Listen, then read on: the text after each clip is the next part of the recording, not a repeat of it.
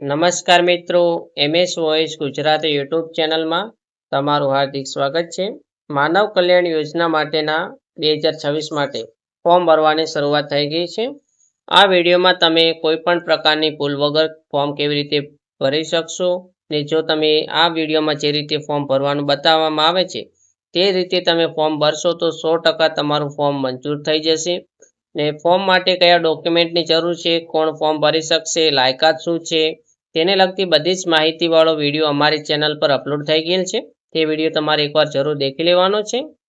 Form ભરવા માટે સૌથી પહેલાં તમારે ગૂગલ ઓપન કરવાનું છે, જેમાં તમારે e-કુટેર લખવાનો છે.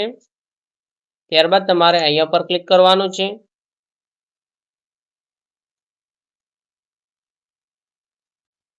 ત્યારબાદ e-કુટેરની ઓફિશિયલ વેબસાઇટ ઓપન થાય છે, જેમાં તમારે લોગિન પોર્ટલ પર જવાનું છે. જ્યાં જો તમે અગાઉ e-કુટેરમાં લોગિન રજિસ્ટ્રેશન કરેલ છે તો યુઝર આઈડી નંબર લખવાનો છે, પાસવર્ડ લખવાનો છે, કેપ્ચા કોડ લખી દેવાનો છે અને લોગિન પર ક્લિક કરવાનું છે. જો તમે પહેલી વાર ફોર્મ ભરી રહ્યા છો તો તમારે અહીંયા ન્યૂ ઇન્ડિવિજ્યુઅલ રજિસ્ટ્રેશન પર ક્લિક કરવાનું છે. તમારું જે પણ આધાર કાર્ડ મુજબ નામ છે તે પ્રમાણે તમારું નામ લખી દેવાનું છે, તમારો આધાર કાર્ડ નંબર લખી દેવાનો છે. અહીંયા પુરુષ સ્ત્રી જે તમારે લાગુ પડે છે તે તમારે પસંદ કરવાનું છે. ત્યારબાદ અહીંયા તમારી જે પણ જન્મ તારીખ છે તે જન્મ તારીખ તમારે પસંદ કરવાની છે. તમારું જે પણ કાયમી ચાલુ મોબાઈલ નંબર છે તે મોબાઈલ નંબર તમારે લખવાનો છે. ઈમેલ આઈડી અહીંયા ફરજિયાત નથી. જો તમે ઈમેલ આઈડી લખશો તો પણ ચાલશે ને ઈમેલ આઈડી નહીં લખો તો પણ તમારું રજિસ્ટ્રેશન થઈ જશે. ત્યારબાદ તમને જે રીતે અહીંયા પાસવર્ડ તમારી રીતે બનાવવાનો આવે છે, તમને પાસવર્ડ સહેલાઈથી યાદ રહી શકે તેવો તમારે પાસવર્ડ બનાવવાનો છે. તે પાસવર્ડ તમારે ફરીવાર લખવાનો છે. પાસવર્ડ લખાઈ ગયા બાદ બાજુમાં જે કેપ્ચા કોડ આપેલ છે તેના પર તમારે ક્લિક ત્યારબાદ બાજુમાં જે કેપ્ચા કોડ આપેલ છે તે કેપ્ચા કોડ તમારે લખી દેવાનો છે અને નોંધણી પર તમારે ક્લિક કરવાનું છે. એટલે તમારી સમક્ષ એક વિગતો ચકાસી લેવાનું ઓપ્શન આવે છે, જેમાં અહીંયા તમારું નામ, તમે જે પણ તમારું લિંક પુરુષ સ્ત્રી જે સિલેક્ટ કર્યું છે તે, તમારી જન્મ તારીખ, તમારે અહીંયા જે વિગતો આપી છે તે સાચી છે કે ખોટી તે તમારે ચકાસી લેવાની છે. ત્યારબાદ તમારે પુષ્ટિ કરો પર તમારે ક્લિક કરવાનું છે.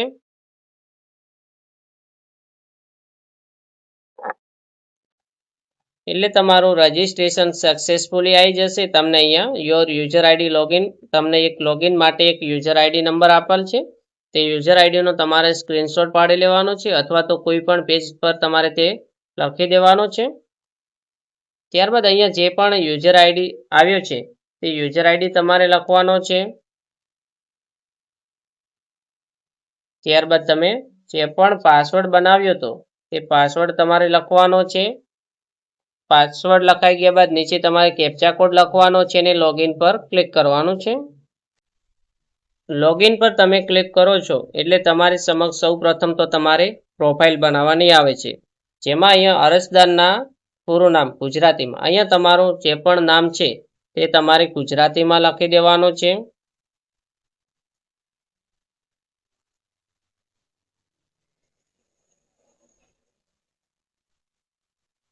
ત્યારબાદ નીચે જશો એટલે અરજદારના પિતા અથવા તો પતિનું નામ, અહીંયા તમારા પિતા અથવા તો પતિનું નામ લખી દેવાનું છે, જે અંગ્રેજીમાં તમારે લખવાનું છે.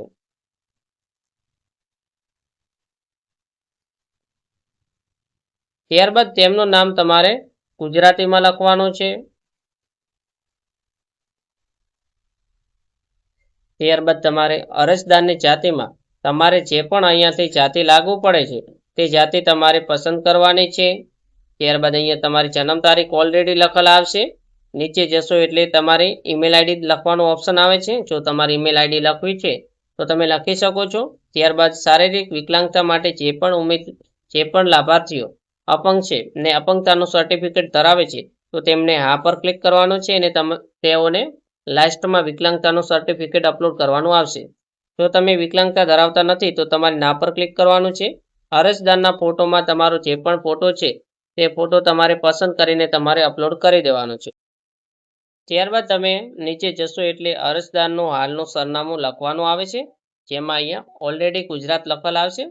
ત્યારબાદ અહીંયાથી જે પણ જિલ્લો તમારો લાગુ પડે છે તે જિલ્લો તમારે પસંદ કરવાનો છે. તમારો જે પણ તાલુકો છે તે તાલુકો તમારે પસંદ કરવાનો છે. અહીંયાથી તમારું જે પણ ગામ છે તે ગામ તમારે પસંદ કરવાનું છે. અહીંયા ટૂંકમાં તમારું જે પણ ગામનું સરનામું છે તે તમારે લખી દેવાનું છે. ત્યારબાદ તમારા પોસ્ટનો જે પણ પિનકોડ નંબર છે તે પિનકોડ નંબર તમારે લખવાનો છે. ત્યાર પછી નીચે તમારું કાયમી સરનામું લખવાનું આવે છે, જેમાં સૌપ્રથમ તમારે ગુજરાત રાજ્ય સિલેક્ટ કરવાનું છે. અહીંયા જો કોઈ પણ મિત્રો ગુજરાત સિવાયના બીજા રાજ્યના હશે તો તેઓ આ યોજનાનું ફોર્મ ભરી શકશે નહીં, તે વાતનું તમારે ધ્યાન રાખવાનું છે. ત્યારબાદ તમારો જિલ્લો પસંદ કરવાનો છે. તમારો જે પણ તાલુકો છે તે તાલુકો તમારે પસંદ કરવાનો છે. ને તમારું જે પણ ગામ છે તે ગામ તમારે પસંદ કરી લેવાનું છે. ત્યારબાદ ગામનું નામ તમારે શોર્ટમાં લખી દેવાનું છે. ત્યારબાદ તમારો પિનકોડ નંબર લખી દેવાનો છે જે પણ હોય છે તે. જો તમારે હાલનું સરનામું અને કાયમી સરનામું બંને એક જ છે તો તમારે અહીંયા બોક્સ પર તમે ક્લિક કરશો એટલે નીચે ઓટોમેટિકલી સરનામું આવી જશે ને તમારે અપડેટ પર ક્લિક કરવાનું છે. પ્રોફાઇલ તમારી અપડેટ થઈ ગયા બાદ તમારી સમક્ષ એક આ પ્રકારની વિન્ડો આવે છે, જેમાં તમારે અહીંયા માનવ કલ્યાણ યોજના પર ક્લિક કરવાનું છે. એટલે યોજનાનું નામ માનવ કલ્યાણ યોજના. યોજનાની પાત્રતા 18 થી 60 વર્ષ. જેમની પણ આવક મર્યાદા 6 લાખ સુધી છે તેઓ આ યોજનાનો લાભ મેળવી શકે છે. ત્યારબાદ નીચે જશો એટલે યોજના વિશેની થોડીક વધારે માહિતી આપી છે. ફોર્મ કેવી રીતે ભરવાનું છે, ફોર્મ ભર્યા પછી કઈ પ્રોસેસ થશે. ત્યારબાદ અહીંયા તમે 10 ટૂલકિટ્સ માટે ફોર્મ ભરી શકો છો. દૂધ દહીં વેચનાર, ભરતકામ, બ્યુટી પાર્લર, પાપડ બનાવટ, વાહન સર્વિસ રિપેરિંગ, પ્લમ્બર, સેન્ટિંગ કામ, ઇલેક્ટ્રિક કામ, અથાણા બનાવટ ને પંચર કીટ. ત્યારબાદ તમારે અહીંયાથી સેલ્ફ ડિક્લેરેશન ફોર્મ ડાઉનલોડ કરી લેવાનું છે, જેની તમારે ફોર્મ ભરવાના લાસ્ટ સ્ટેજમાં જરૂર પડશે. ત્યારબાદ તમારે ઓકે પર ક્લિક કરવાનું છે. ઓકે પર ક્લિક કરશો એટલે તમારી સમક્ષ એક આ પ્રકારની માહિતી ઓપન થશે, જેમાં સૌપ્રથમ તમારી વ્યક્તિગત માહિતી, અરજીની વિગતો, દસ્તાવેજની વિગતો અને નિયમો અને શરતો. તમારે કુલ 4 સ્ટેપમાં તમારું ફોર્મ ભરવાનું છે, જેમાં તમારે અહીંયા જે પણ તમારી માહિતી છે તે પ્રોફાઇલમાંથી ઓટોમેટિકલી આવી જશે. અહીંયા તમારે ફક્ત તમારો રાશન કાર્ડનો જે પણ નંબર છે તે તમારે નંબર લખી દેવાનો છે. ત્યારબાદ જો અહીંયા તમારું સરનામું લખવાનું આવે છે. જો તમારે પ્રોફાઇલ દ્વારા ઓટોમેટિકલી સરનામું નથી આવતું તો તમારે જિલ્લો પસંદ કરવાનો છે, તાલુકો પસંદ કરવાનો, ગામ પસંદ કરવાનો, ટૂંકમાં તમારું સરનામું લખવાનું, પોસ્ટનો પિનકોડ નંબર, તેવી જ રીતે તમારે કાયમી સરનામું લખી દેવાનું છે બોક્સ પર અહીંયા ક્લિક કરીને. ત્યારબાદ સેવ નેક્સ્ટ તમારે કરવાનું છે. ત્યારબાદ આપણે અરજીની વિગતો લખવાની આવે છે, જેમાં સૌપ્રથમ ટૂલકિટ્સ આપણે સિલેક્ટ કરવાની હોય છે. સેન્ટિંગ કામ, વાહન સર્વિસ કામ, ભરતકામ, પ્લમ્બર કામ, બ્યુટી પાર્લર, ઇલેક્ટ્રિક લાયસન્સ, દૂધ દહીં વેચનાર, પાપડ બનાવટ, અથાણા બનાવટ, પંચર કીટ. અહીંયા આપણે ભરતકામ માટે સિલાઈ મશીન માટે અરજી કરી રહ્યા છીએ એટલે ભરતકામ સિલેક્ટ કરીશું. ત્યારબાદ તમે કેટલા ભણેલા છો તે તમારે સિલેક્ટ કરવાનું છે. જો તમે ધોરણ 10 પાસથી નીચે છો, ધોરણ 10 પાસ છો, 12 પાસ છો, સ્નાતક છો, અનુસ્નાતક છો, જે તમારે અહીંયા લાગુ પડે છે તે તમારે સિલેક્ટ કરવાનું છે. ત્યારબાદ નીચે જશો એટલે તમારે ગ્રામ્ય વિસ્તાર માટે બીપીએલ કાર્ડ. જો તમારી પાસે બીપીએલ કાર્ડ છે તો તમારે તેનો નંબર લખવાનો છે. બીપીએલ સ્કોર કાર્ડમાં તમારો જે પણ સ્કોર નંબર છે તે સ્કોર નંબર લખી દેવાનો છે. ત્યારબાદ શહેરી વિસ્તાર માટે સુવર્ણ રોજગારી કાર્ડ હોય તો તેનો નંબર લખી દેવાનો છે.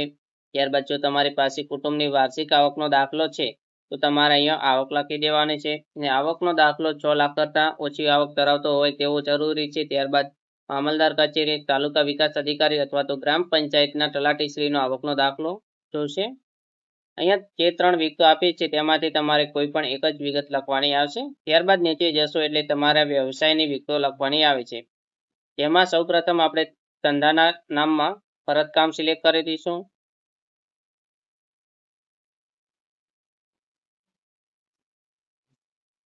ત્યારબાદ તમારો ધંધો વારસાગત છે કે નથી તેમાં તમારે હા ના કરવાનું છે. ત્યારબાદ તમારો ઈ શ્રમ કાર્ડનો જે પણ 12 અક્ષરનો નંબર છે એ તમારે નંબર લખી દેવાનો છે.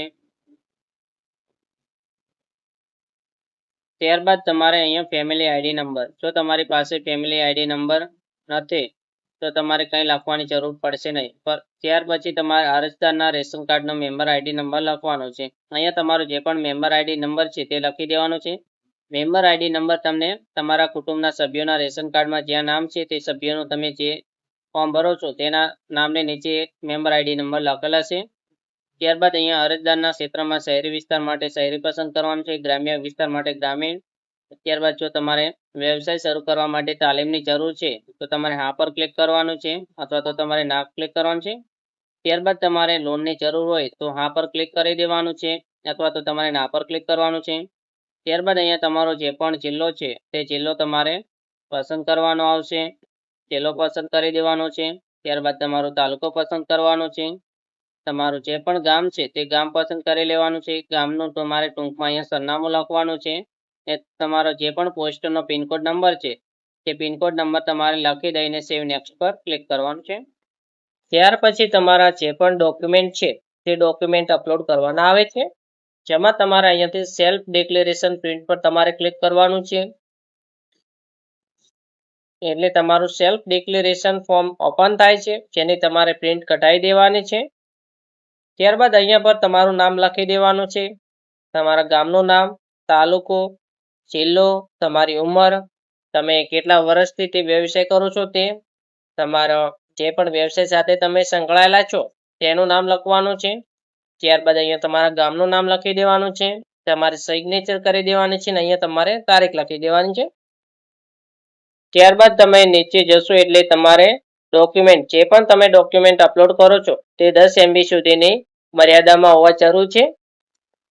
ત્યારબાદ જે પણ અહીંયા ડોક્યુમેન્ટનું લિસ્ટ આપેલ છે તે તમારે લાઇનસર અપલોડ કરવાના છે.